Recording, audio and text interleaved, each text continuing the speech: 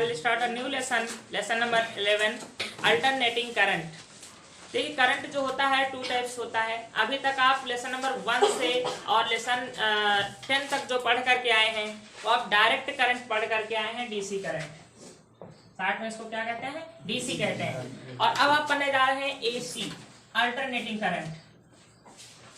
यहाँ जो AC current है, एसी है, इसका अपना अलग ही दायरा है। ये जो है इसके जो फंक्शंस होते हैं इससे हट करके हैं, ठीक है। तो यहाँ इस लेसन में आप एसी करंट पढ़ने जा रहे हैं तो एसी के सिंबल्स यूज करेंगे और एसी के फंक्शन किस प्रकार से होते हैं वो सब सीखेंगे। डीसी को इस लेसन में आप भूल जाइए। जब डीसी करंट इसी में दोनों से हम कंपेयर करेंगे तब हम डीसी के बारे में बताएंगे। तो इसका अपना, और हाँ, हम लाइव में जितने भी प्रैक्टिकल करते हैं सब डीसी करंट डीसी से होते हैं, एसी से प्रैक्टिकल नहीं होता है। एसी अगर हमको प्रैक्टिकल में एसी को यूज करना है तो एसी को पहले डीसी में कन्वर्ट करेंगे तब उससे हम प्रैक्टिकल करेंगे। तो एसी करंट प्रोड्यूस कैसे हुआ, उत्पन्न कैसे हुआ, ये आप देखिए कि एसी करंट कैसे प्रोड्यूस होता है। जैसे आप जनरेटर को जानते हैं, जनरेटर जो होता है वो क्या प्रोड्यूस करता है, एसी या डीसी? एसी प्रोड्यूस करता है। तो उसमें क्या है कि यहाँ पर मान लीजिए ये जो है एक मैग्नेटिक फील्ड पहले से ही है, ये मैग्नेटिक फील्ड यहाँ से भी पहले से मौजूद है। इसमें होता क्या है, एक आर्मेचर को रखते हैं, एक आर्मेचर होती है इसके बीच, और वो आर्मेचर इस पे मूव करती है, घूमती है। ये आर्मेचर इसमें ऐसे घूम रही है किसी भी कोड पर, ये ऐसे इसमें रखी हुई, ये ऐसे मूव कर रही लगातार। तो मूव करने से होता क्या है, इसके फ्लक्स में परिवर्तन होगा और वैद्युत वाहक बल उत्पन्न होगा, जिसको हम क्या कहते हैं, वोल्टेज कहते हैं। तो हम देखेंगे क्या कि इस वोल्टेज में समय के साथ परिवर्तन किस प्रकार हो रहा है, तो ये समय के साथ साथ वोल्टेज किस प्रकार से बदल रहा है। और वोल्टेज जो हम देख लेंगे तो हम देखेंगे फिर समय के साथ साथ धारा में परिवर्तन किस प्रकार हो रहा है। वो धारा में परिवर्तन हमको बताएगा कि ये एसी करंट है या डीसी करंट है। एसी क्या, अल्टरनेटिंग करंट। यदि हमको वोल्टेज और धारा का मान ऐसा प्राप्त हो जाए कि उसका मान समय के साथ साथ बदल रहा हो और एक निश्चित समय पश्चात उसके मान की पुनरावृत्ति हो रही हो। यदि देखिए पहले यहीं से आप समझ सकते हैं डीसी का जो हमारा ग्राफ होता है ये होता है, और जो एसी का ग्राफ होता है वो इस प्रकार से होता है। ये जो कि क्या है, एक वेव फॉर्म में है ना, तरंग फॉर्म में, वेव के फॉर्म में है। तो यदि हम देखें कि यहाँ पर जो वोल्टेज और जो हमारा करंट प्रोड्यूस हो रहा है उसके अगर मान में समय के साथ साथ परिवर्तन हो रहा है और एक निश्चित समय पश्चात उसकी पुनरावृत्ति भी हो रही है कि वोल्टेज जैसे पहले 0 हुआ, फिर पॉजिटिव अधिकतम हुआ, फिर 0 हुआ, फिर नेगेटिव अधिकतम हुआ, फिर 0 हुआ, अब इसी मान की क्या होगी, एक निश्चित समय पश्चात पुनरावृत्ति होगी। तो अगर हमको वोल्टेज और करंट ऐसा मिलता है कि उसमें वोल्टेज के मान में या करंट के मान में एक निश्चित मान उत्पन्न हो, एक निश्चित समय पश्चात उन सभी मानों में क्या हो, परिवर्तन, मतलब पुनरावृत्ति हो रही हो, अर्थात एसी चाहे वोल्टेज हो या करंट हो, तो उसमें जो वोल्टेज का मान होगा उसका मान समय के साथ साथ बदल रहा हो, पहली बात, और दूसरे एक निश्चित समय पश्चात उन्हीं मानों की पुनरावृत्ति हो रही हो। तो ऐसे वोल्टेज को हम कह देंगे प्रत्यावर्ती वोल्टेज, और इसके कारण जो करंट प्रोड्यूस होगा उसको हम कह देंगे प्रत्यावर्ती धारा कह देंगे। तो इसके लिए सबसे पहले एक डेरिवेशन आपको देखना है, वही डेरिवेशन ही आपको बताएगा कि वोल्टेज और धारा किस प्रकार से चेंज होगी। तो हेडलाइन डालीजिए पहली। देखिए प्रत्यावर्ती वोल्टेज को समझने के लिए हम पहले एक ये डेरिवेशन करेंगे और यहीं से बेस बनेगा प्रत्यावर्ती धारा का। ये डेरिवेशन क्या है कि एक हमने आर्मेचर ये ले ली, ठीक है। मान लीजिए इस आर्मेचर का क्षेत्रफल है A, ठीक है, और ये अपने अक्ष पर ओमेगा कोणीय वेग से घूम रही है, ओमेगा कोणीय वेग से घूम रही है, और चाहे कह दीजिए कि अपनी अक्ष पर टी समय में थीटा कोण मूव कर जाती है। अगर टी समय में अपनी अक्ष पर थीटा कोण मूव कर जाती है तो ओमेगा बराबर क्या निकलेगा, थीटा अपान टी। विस्थापन की समय, कोणीय विस्थापन की समय दर को कोणीय वेग कहते हैं। तो हम यहाँ पर क्या कहेंगे कि एक आर्मेचर मैंने लिया है जिसका क्षेत्रफल A है और ये एक समान चुंबकीय क्षेत्र B में घुमाई जाती है, और घूम किस प्रकार रही है, टी समय में थीटा कोण घूम जाती है, जिससे इसका कोणीय वेग ओमेगा है थीटा अपान टी। तो फिर फ्लक्स में परिवर्तन कितना हो रहा होगा, आप पीछे एक समीकरण पढ़ के आए फ्लक्स के लिए, फाई बराबर BA cos थीटा, ये पढ़ के आए ना, फाई बराबर BA cos थीटा। अगर इसमें फेरों की संख्या n है तो यहाँ पर n आ जाएगा, ठीक, फ्लक्स में यहाँ पर n आ जाएगा, तो n को आप लिख लीजिए, n cos थीटा हो जाएगा। अब यहाँ पर थीटा का मान हम ओमेगा टी, थीटा का मान देखो ये लिख सकते हैं ओमेगा टी, क्योंकि हम अभी लिखवा देंगे कि टी समय में थीटा कोण अगर घूम जाती है तो ओमेगा बराबर थीटा अपॉन टी, तो थीटा की जगह क्या लिख सकते हैं, ओमेगा टी लिख सकते हैं। तो यहाँ पर फाई बराबर आ जाएगा एन बी ए, एन को चाहे लास्ट में लिखे चाहे यहाँ लिख दीजिए, कोई दिक्कत नहीं। यहाँ पर हो जाएगा कॉस ओमेगा टी। तो इसमें जब ए क्षेत्रफल वाली कुंडली बी चुंबकीय क्षेत्र में घूम रही है, किस कोणीय वेग से, ओमेगा कोणीय वेग से, अर्थात टी समय में थीटा कोण मूव कर रही है, और इसमें फेरों की संख्या n है, तो हम कहें कि इसमें फिर चुंबकीय फ्लक्स कितना होगा, तो फाई बराबर एन बी ए कॉस ओमेगा टी होगा। चाहे ओमेगा टी लिखिए चाहे थीटा लिखिए, ठीक है, दोनों मान एक दूसरे से रिलेट हैं। तो अब हम कहें फिर चुंबकीय फ्लक्स में परिवर्तन कितना होगा, चुंबकीय फ्लक्स में यहाँ पर परिवर्तन कितना हो जाएगा। तो इसके लिए हमको क्या करना पड़ेगा, टी के सापेक्ष इसको डिफरेंशिएट करना पड़ेगा, D phi by D T निकालना पड़ेगा। तो हम कहेंगे टी के सापेक्ष अवकलन करने पर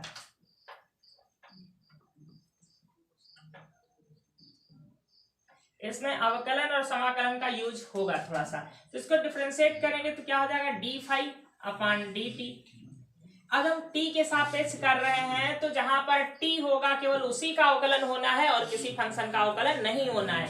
तो ये सब कांस्टेंट हो गए, यहाँ पर लिखना है d by D T of किसका, cos ओमेगा t, केवल cos के साथ ओमेगा t जुड़ा हुआ है, t यहाँ पर, इसलिए इसको डिफरेंशिएट करेंगे हम और किसी को डिफरेंशिएट नहीं करेंगे, ये सब कांस्टेंट हो जाएंगे। d phi upon D T equal to N B ए।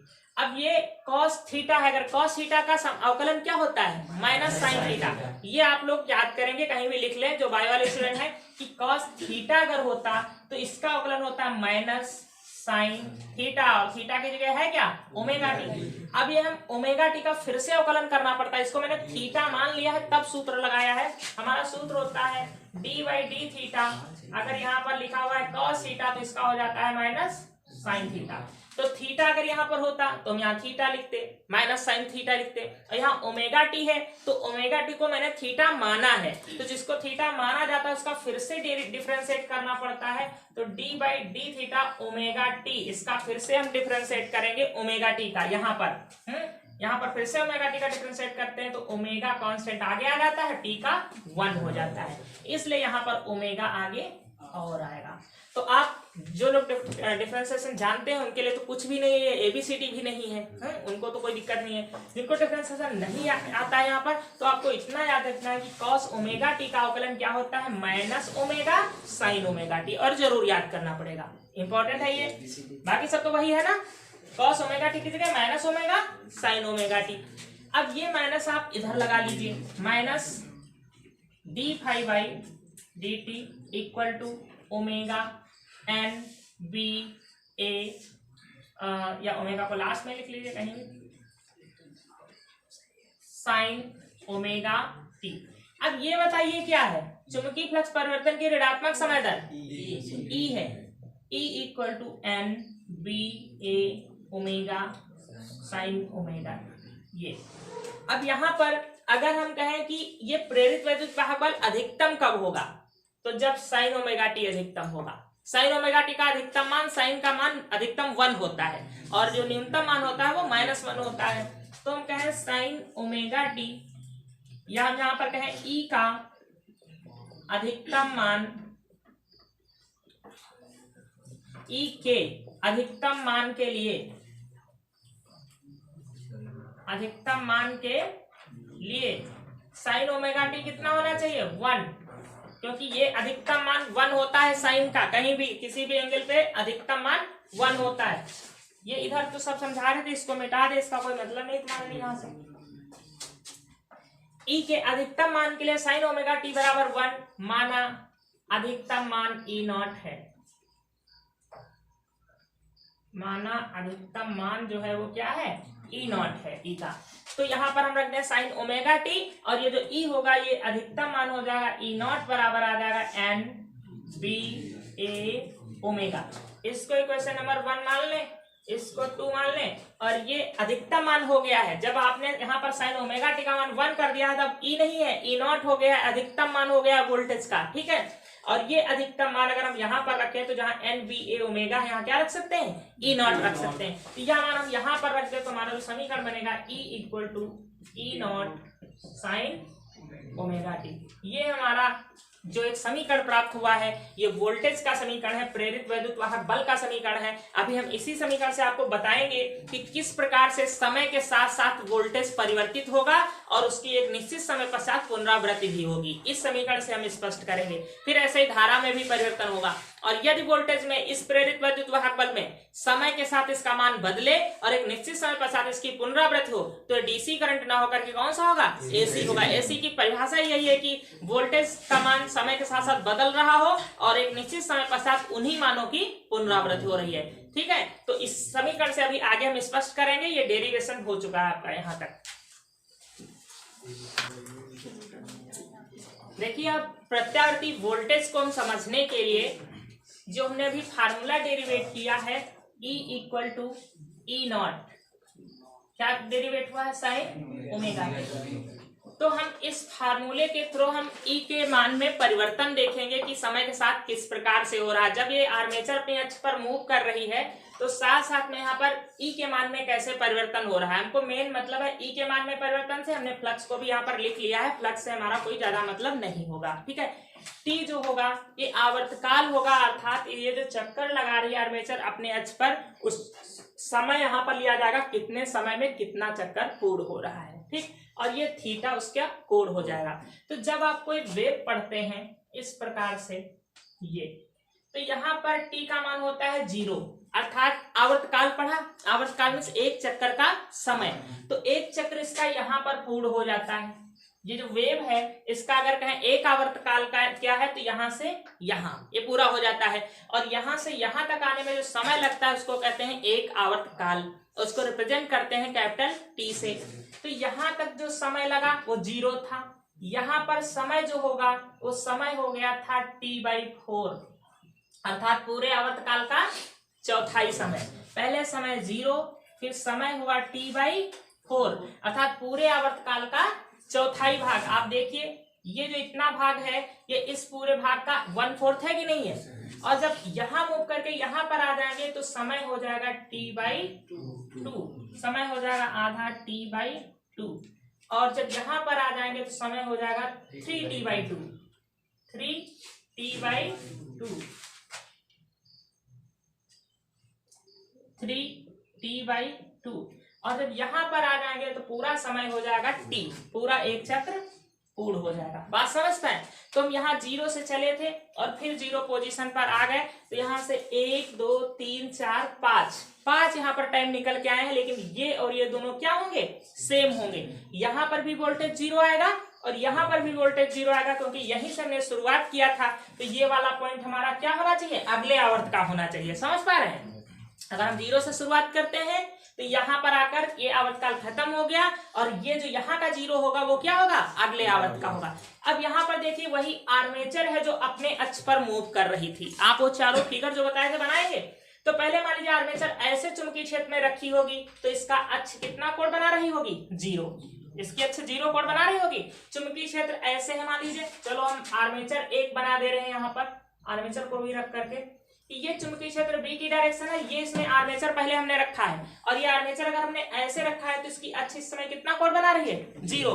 तो हम 0 से शुरुआत करेंगे कि थीटा जब क्या है 0, तो थीटा का मान 0 है। ग्राफ में थीटा का मान भी होता है, यहाँ पर 0 हो जाता है और यहाँ पर हो जाता है π/2।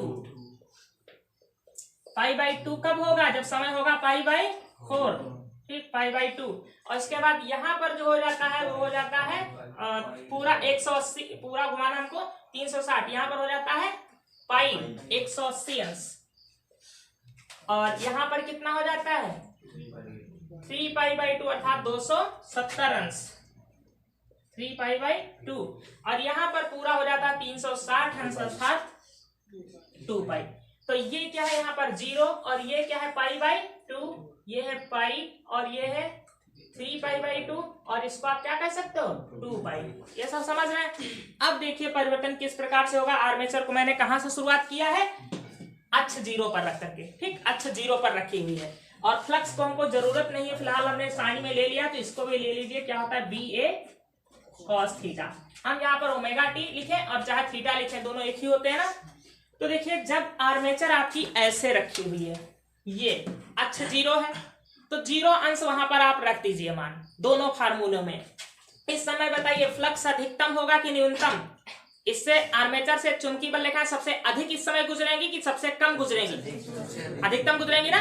और जब इसको धीरे धीरे ये मूव कराने लगोगे तो चुंबकीय फ्लक्स घटने लगेगा ना। चुंबकीय फ्लक्स घटते घटते अब 0 हो जाएगा। तो यहाँ से शुरुआत कर रहे हैं, थीटा बराबर 0 जब लिखेंगे, देखिए यहाँ पर थीटा बराबर हम 0 लिख देंगे तो cos 0 का मान क्या होता है 1, तो फ्लक्स आ जाएगा BA अधिकतम। और यहाँ पर हम 0 लिख देंगे तो हमारा वैद्युत वाहक बल क्या आएगा 0 आ जाएगा। और इस पोजीशन को ग्राफ में मैंने किस बिंदु से डिनोट किया है, अगर हम कहीं ABCD नहीं यूज किया, चलिए ग्राफ का ABCD बिंदु यूज कर लेते हैं। इसको हमने ग्राफ पर A बिंदु से इंगित किया है। अब उसके बाद आर्मेचर को घुमाना शुरू किया और आर्मेचर घूमते घूमते उसकी अक्ष हो गई 90 डिग्री पर, उसकी अक्ष 90 डिग्री पर हो गई, अर्थात ये आर्मेचर हो गई ऐसे, समझ गए। तो अक्ष 90 डिग्री पर जब हो गई, यहाँ 90 डिग्री रख दोगे तो cos 90 डिग्री का मान क्या होता है 0 हो जाएगा, ठीक। और sin 90 डिग्री का मान क्या होता है 1, अर्थात प्रेरित वैद्युत वाहक बल E0 आ जाएगा। तो हम यहाँ पर आ गए हैं, जब हम 90 डिग्री घुमा दिए हम यहाँ पर आ गए हैं, तो यहाँ पर प्रेरित वैद्युत वाहक बल क्या है अधिकतम है E0 है, और यहाँ पर प्रेरित वैद्युत वाहक बल क्या था 0 था, ठीक है। फ्लक्स को हम ग्राफ पर नहीं लिख रहे हैं, केवल प्रेरित वैद्युत वाहक बल को। इस पोजीशन को हमने लिखा है ग्राफ में B से। अब आर्मेचर को और घुमाया, आर्मेचर को फिर से घुमा रहे हैं, ऐसे रखा था ऐसे कर दिया है, अब ऐसे कर रहे हैं इस प्रकार से। तो फिर अब कितने अंश पर घूम गई आर्मेचर 180 अंश पर घूम चुकी है। तो जब 180 अंश पर पाई पर घूम चुकी है तो यहाँ पर रखोगे cos 180 अंश, cos 180 अंश का मान -1 होता है, तो आ जाएगा माइनस का BA, ठीक है। और यहाँ पर रखोगे 180 अंश, तो sin 180 अंश का मान 0 होता है, 0 आ गया। ये हम यहाँ पर पहुंच आए हैं C पोजीशन पर, इसको ग्राफ में हमने C पोजीशन से रिप्रेजेंट किया हुआ है। फिर उसके बाद और घुमाया आर्मेचर को, आर्मेचर घूम गई 270 अंश। अभी एक चक्कर आर्मेचर का पूर्ण नहीं हुआ है। आर्मेचर अपने पर जैसे जनरेटर होता है तो इंजन पीछे से घुमाता है और उसकी आर्मेचर उसमें ऐसे राउंड लगाती है ना। तो अभी हम 0 से शुरू करके 90, 200, 180 और 200, अभी एक राउंड भी हम पूरा नहीं किए हैं। तो अब देख लीजिए 270 पे cos 270 अंश जब लिखोगे तो इसका मान होता है 0, ठीक है। तो यहाँ पर पूरा 0 हो जाएगा। और sin 270 अंश का मान हो जाता है यहाँ पर -1, तो माइनस का हो जाएगा E। तो हम यहाँ पर पहुंच आए हैं, यहाँ पर E का मान क्या हो गया E0 कैसा आएगा माइनस का, यहाँ -E0 आ जाएगा। तो वैद्युत वाहक बल ऋणात्मक हो गया दूसरे साइड में। यहाँ पर एंगल कितना था 3π/2। अब आ जाइए 360 अंश, अगला राउंड जो होगा 360 अंश वाला, तो वो अगले आवर्त का शुरू हो जाएगा। फिर आर्मेचर एक चक्कर घूम चुकी है 360 अंश पर पहुंच गई, तो यहाँ पर जब आप 360 अंश रखेंगे तो इसका मान फिर से होता है 1 होता है। cos 360 अंश का मान क्या होता है 1 होता है, अर्थात B आ जाएगा। और यहाँ जब 360 अंश रखोगे तो sin 360 अंश का होता है मान 0 हो जाता है। तो ये एक राउंड पूरा आर्मेचर का पूरा हो गया, आपने समझा। यहाँ हम आर्मेचर के राउंड को बता रहे हैं।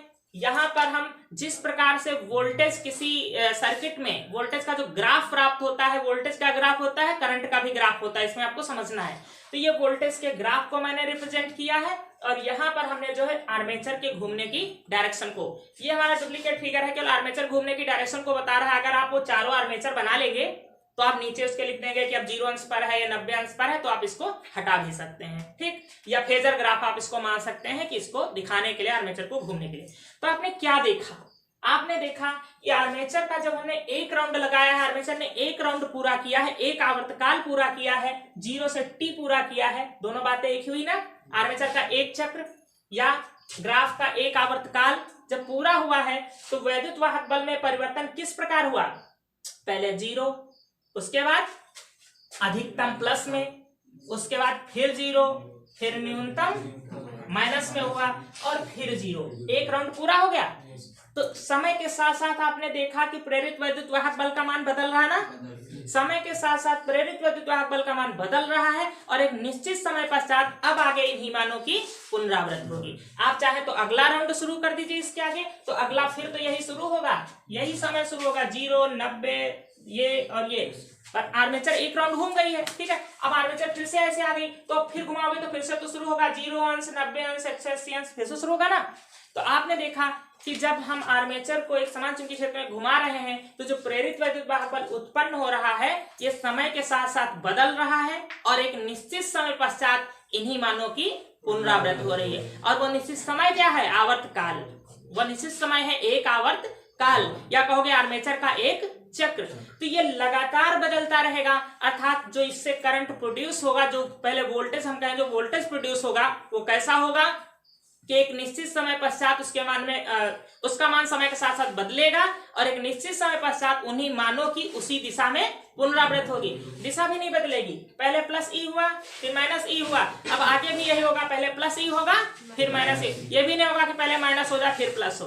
तो प्रत्यावर्ती वोल्टेज की डेफिनेशन यहाँ से क्या बनती है कि यदि ये उत्पन्न वोल्टेज जो है इसका मान समय के साथ साथ बदल रहा है और एक निश्चित समय पश्चात उसी मान और उसी दिशा की पुनरावृत्ति होती है तो ऐसा वोल्टेज प्रत्यावर्ती वोल्टेज कहलाता है। अर्थात आर्मेचर से जो ई उत्पन्न होगा प्रेरित वैद्युत वाहक बल, वो प्रेरित वैद्युत वाहक बल कैसा होगा? प्रत्यावर्ती प्रेरित वैद्युत वाहक बल। उसको हम केवल वैद्युत वाहक बल नहीं कहेंगे, उसको कहेंगे प्रत्यावर्ती प्रेरित वैद्युत वाहक बल।